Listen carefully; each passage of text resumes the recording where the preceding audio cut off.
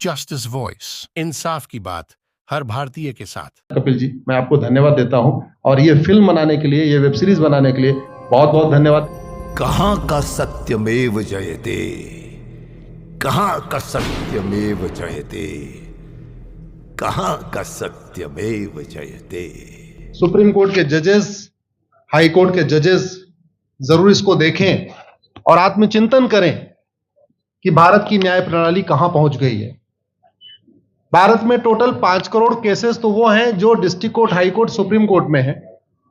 इसका मतलब 5 करोड़ परिवार न्याय की आशा में बैठा हुआ है। ऑन एन एवरेज एक परिवार में 6 आदमी रख लीजिए, तो यानी 30 करोड़ लोग न्याय की आस लगाए बैठे हुए हैं। 30 करोड़ का मतलब एक अमेरिका, 30 करोड़ का मतलब 15 ऑस्ट्रेलिया, 30 करोड़ का मतलब 7 कनाडा, 30 करोड़ का मतलब 1.5 ब्राजील। इतने लोग भारत में न्याय की आस में बैठे हुए हैं। और ये 5 करोड़ केस तो वो हैं जो district court, high court, supreme court में है।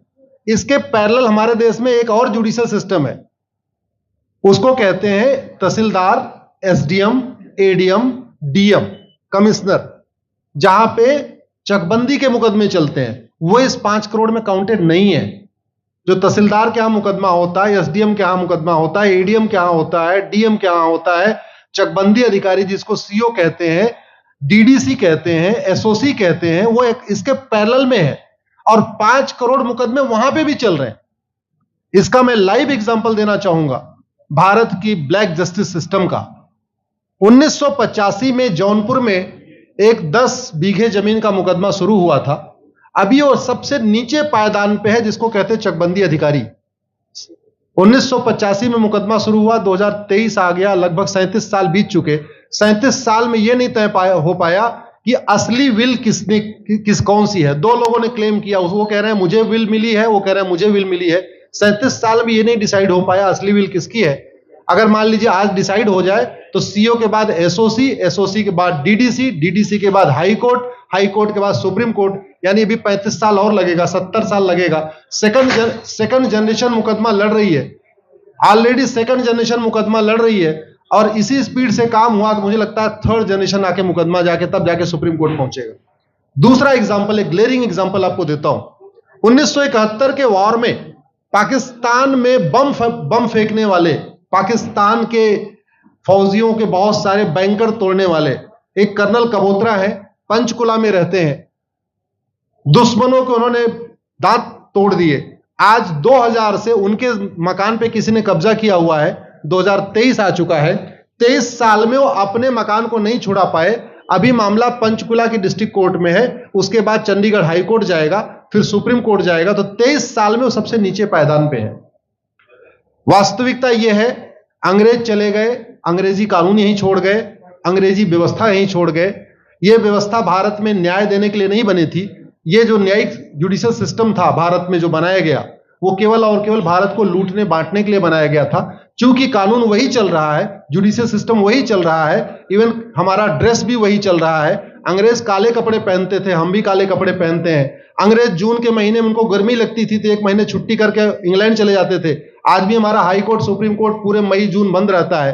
अंग्रेजों को क्रिसमस के टाइम में दिसंबर में छुट्टी मनाना जाना होता था, 1 महीने छुट्टी कर चले जाते थे। आज भी हमारी हाई कोर्ट, सुप्रीम कोर्ट दिसंबर में, क्रिसमस के टाइम में 15 दिन 20 दिन बंद हो जाती है।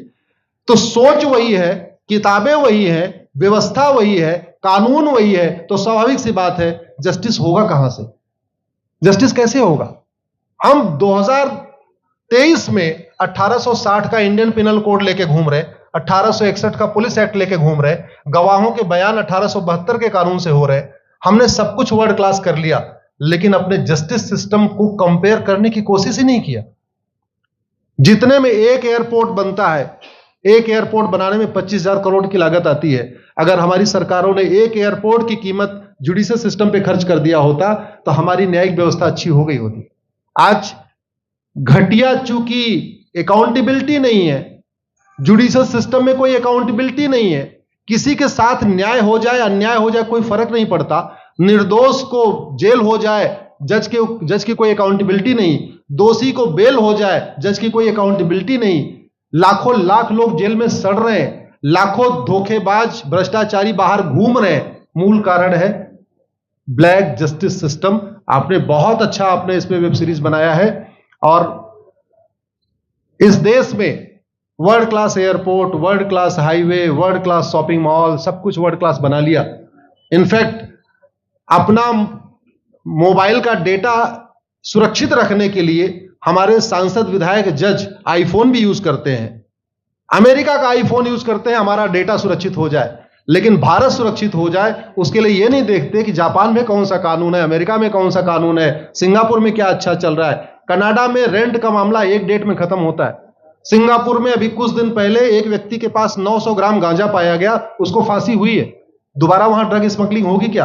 तो भारत में चाहे वो ड्रग स्मगलिंग है, माफिया राज है, ह्यूमन ट्रैफिकिंग है, इन सब के लिए हमारा जस्टिस सिस्टम जिम्मेदार है।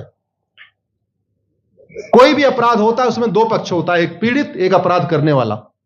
जो पीड़ित होता है वो चाहता है जल्दी उसको न्याय मिल जाए, अपराध करने वाला चाहता है मुकदमा लंबा चले। भारत का न्यायिक सिस्टम अपराध करने वाले के साथ खड़ा है। बलात्कारी चाहता है उसका मुकदमा 30 साल चले, और मुकदमा 30 साल चलता है। भू माफिया चाहता है कि गरीब की जमीन पे कब्जा कर ले, उसका मुकदमा 50 साल चले, और आज की डेट में मुकदमा 50 साल चल रहा है। इसका मतलब वर्तमान न्यायिक सिस्टम बलात्कारी के पक्ष में है, भू माफिया के पक्ष में है, ड्रग स्मगलर के पक्ष में है, ह्यूमन ट्रैफिकर के पक्ष में है, नक्सलियों के पक्ष में है, माओवादियों के पक्ष में है, जो लोग देश विरोधी काम कर रहे हैं उनके पक्ष में है। 40 साल 50 साल के बाद किसी व्यक्ति ने मिलावट करके लोगों का स्वास्थ्य खराब कर दिया, उसको 50 साल के बाद सजा हो रही है। इस बीच उसने कम से कम पता नहीं कितने लोगों का और भी कर दिया। तो ये जो जस्टिस सिस्टम होता है दवा की तरीके काम करता है। जैसे दवा अच्छी होती है बीमारी तुरंत ठीक हो जाती है, अगर दवा घटिया होती है तो बीमारी बढ़ जाती है। दवा खाने के बाद शरीर एज इट इज नहीं रहता, या तो बीमारी ठीक होती है या तो बीमारी बढ़ती है। अगर कोई आदमी एक गांव में किसी के साथ कुछ गलत कर दे, उसको 6 महीने के अंदर सजा हो जाए, साल भर के अंदर हो जाए, दूसरा अपराध वहां नहीं होगा। लेकिन अगर उस व्यक्ति को पनिशमेंट नहीं मिला तो स्वाभाविक सी बात है उसने उसको और मोटिवेट कर दिया। कहते नहीं ऐसे बुखार है, तुरंत 2 गोली खाइए बुखार ठीक हो गया, लेकिन अगर आपने दवा नहीं खाई या गलत दवा खा लिया तो टाइफाइड होगा या निमोनिया होगा। दुर्भाग्यवश ये हमारा जस्टिस सिस्टम यही कर रहा है। आज की डेट में जितनी समस्याएं हैं, चाहे वो घूसखोरी है, जमाखोरी है, मिलावटखोरी है, कालाबाजारी है, नशा तस्करी है, मानव तस्करी है, सोना तस्करी है, ड्रग स्मगलिंग है, या नक्सलवाद है, या माओवाद है, या कट्टरवाद है, जो भी समस्याएं हैं, उसका एक बहुत बड़ा कारण यह है कि हमारा जस्टिस सिस्टम उसको टैकल नहीं कर पा रहा है, उसको पकड़ नहीं पा रहा है, और इसीलिए भारत में अराजकता है। मैं तो इतने जानता हूं, ऐसी कोई बीमारी नहीं जिसकी कोई दवाई नहीं, ऐसी कोई समस्या नहीं जिसका कोई समाधान नहीं। हम हर चीज के लिए बाहर से चीजें खरीदते हैं, तो हम ये क्यों नहीं देख रहे हैं कि आखिर चाइना का जस्टिस सिस्टम कैसा है, सिंगापुर का कैसा है, कनाडा का कैसा है, फ्रांस का कैसा है, और अमेरिका का कैसा है। हम क्यों नहीं बेस्ट प्रैक्टिसेस उनकी अडॉप्ट कर लेते। दुनिया के कई देशों ने नार्को पॉलीग्राफ ब्रेन मैपिंग कानून बना दिया। मेरी बहन दीपिका नारायण बैठी हुई है, ये लगातार फॉल्स केसेस के खिलाफ, इनको मैं देखता रहता हूं, एक्टिव रहती है। एक कानून बन जाए नार्को पॉलीग्राफ ब्रेन मैपिंग, और कंप्लेन पे अंडरटेकिंग ले लिया जाए कि जो कुछ मैं शिकायत कर रहा हूं इसके लिए मैं अपना नार्को पॉलीग्राफ ब्रेन मैपिंग कराने के लिए तैयार हूं, हजारों की संख्या में फेक केसेस खुद ही खत्म हो जाएंगे। आज की डेट में लोग जुडिशरी की लापरवाही के साथ साथ फर्जी केस से परेशान है, फर्जी गवाही से परेशान है, फर्जी एफआईआर से परेशान है, हजारों परिवार परेशान है। कई बार देखा गया कि जो फैमिली के केसेस होते हैं उसमें कितने सारे फेक केसेस भी आ रहे हैं। तो जो वास्तव में दोषी हैं उनको पनिशमेंट नहीं मिल पा रहा है, जो निर्दोष हैं उनके खिलाफ फर्जी केसेस हो रहे हैं। आज की डेट में गांव में एक दबंग अगर जमीन कब्जा कर लेता है, किसी की हिम्मत नहीं पड़ती उसके खिलाफ कोई गवाही दे दे। लोगों को अपनी जमीन छुड़ाने में 30-30 साल लड़ना पड़ रहा है, 35 साल लड़ना पड़ रहा है। अगर 30 साल 35 साल के बाद कक्कड़ जी उसको अपनी जमीन मिल भी गई तो उसके साथ न्याय कहां हुआ? 35 साल में उसका टाइम बर्बाद हो गया, 35 साल में उसका पैसा बर्बाद हो गया, 35 साल वो मेंटल ट्रॉमा में रहा, 35 साल उसने तारीख पे तारीख झेली है। और मैं तो डिस्ट्रिक्ट कोर्ट में कई बार जाके देखा, ऐसे परिवारों को देखता हूं जिनके पास बस से आने के लिए पैसा नहीं है, साइकिल से आते हैं। ऐसे परिवारों को देखता हूं जो चाय नहीं पी सकते अपने पैसे से, बेचारे घर से रोटी बांध के और अचार लेके आते हैं, लेकिन वहां मजबूरी में वकील को पैसा देते हैं। तो हमारी कोर्ट कचहरी वास्तव में दलाली का अड्डा बन गया है। हमारी कोर्ट कचहरी भ्रष्टाचार का अड्डा बन गया है। और मैं दुख के साथ कहना चाहूंगा, अदालतों में न्याय हो नहीं रहा है, बल्कि न्याय बिक रहा है। जिनके पास पैसा है वो उन्होंने कितना बड़ा क्राइम किया हो, मर्डर किया हो, रेप किया हो, उनको जमानत हो रही है। और जिनके पास नहीं है वो बेचारे जेल में सड़ रहे हैं। कई बार तो देखा गया, मैंने मेरे मर्डर किया एक्स अनंत सिंह ने, लेकिन एक्स अनंत सिंह बाहुबली थे, उन्होंने थानेदार को 20 लाख रुपए दिया, वो वाई अनंत सिंह को लेकर जेल में डाल दिया, नाम वही है। अब उसके बाद क्या हुआ, 20 साल मुकदमा चला और फिर सबूत के अभाव में छूट गया।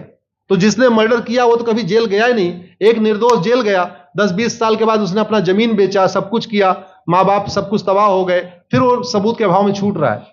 तो सबूत के अभाव में अगर 20 साल के बाद छूट भी गया हो, उसका 20 साल कौन लौटाएगा? उसके 20 साल के लिए कौन जिम्मेदार है? उसके 20 साल जो बर्बाद हुआ उसके लिए संविधान की शपथ लेने वाले जिम्मेदार हैं। संविधान के प्रियम्बल में लिखा है, हम आपको जस्टिस देंगे, हम आपको न्याय देंगे। न्याय देने की जिम्मेदारी किसकी? जिन्होंने शपथ लिया। शपथ कौन लेते हैं? जजेस लेते हैं, सांसद, विधायक, मंत्री लेते हैं। तो आज की डेट में अगर लोगों को न्याय नहीं मिल रहा है तो इसके लिए वही जिम्मेदार हैं जो संविधान की शपथ लेते हैं। संविधान की शपथ लेने वालों को वेतन, भत्ता, गाड़ी, बंगला इसीलिए मिलता है कि लोगों को न्याय मिल सके, फास्ट जस्टिस मिले, कंप्लीट जस्टिस मिले।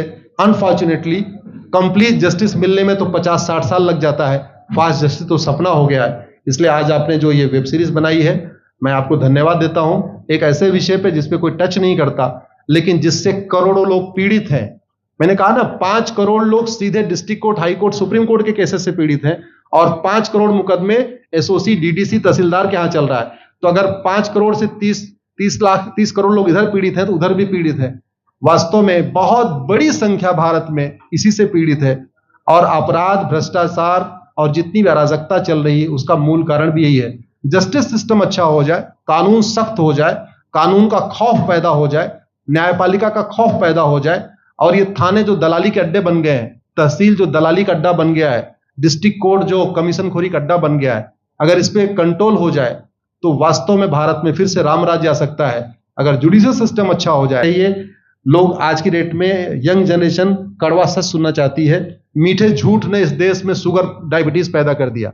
भारत केवल लोग डायबिटीज से नहीं पीड़ित हैं, बल्कि हमारी व्यवस्था को डायबिटीज हो चुका है।